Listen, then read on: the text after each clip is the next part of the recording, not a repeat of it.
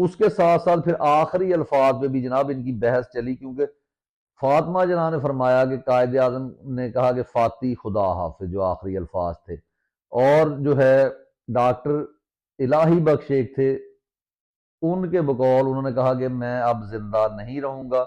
जबकि सबसे ज्यादा जो पजीराई अयूब खान की तरफ से बाद में दी गई, वो अल्फाज डॉक्टर रियाज शाह के थे कि अल्लाह पाकिस्तान, जिसको बाद में बुनियाद बनाकर ये बताया गया कि, और ये कब आए बाहर ये अल्फाज, कि जब इलेक्शन कंपेन चलाई गई तो अयूब खान साहब ने ये कहा, वो डॉक्टर साहब से ये अल्फाज कहलवाए गए, जैसे आजकल आप समझते हैं कि अगवा बराए बयान हो रहे हैं, तो उसके मुताबिक उन्होंने ये अल्फाज कहा कि ये यानी साबित करने की कोशिश की कि कायद आजम को अपनी बहन से ज्यादा मुल्क से प्यार था। वो तो हकीकतन ऐसा ही होगा।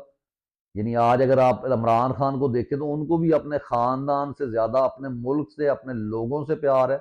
लेकिन आप इसको ये बुनियाद कैसे बना सकते हैं कि आप कहें कि मैं बहुत जो है मुहब्बे वतन हूं, हालांकि आप पहले गुलाम थे। और जो लोग आज तक आपको समझते हैं अयूब के दौर में बहुत तरक्की हुई, जनाब अयूब के तरक्की नहीं।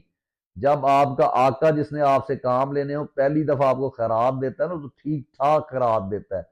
और उस खैरात के जरिए उसने वो जितने उसके ऊपर उंगलियां उठ रही थी उन सब को दबाया कि खुशहाली, डैम बनाना, ये करना, वो करना।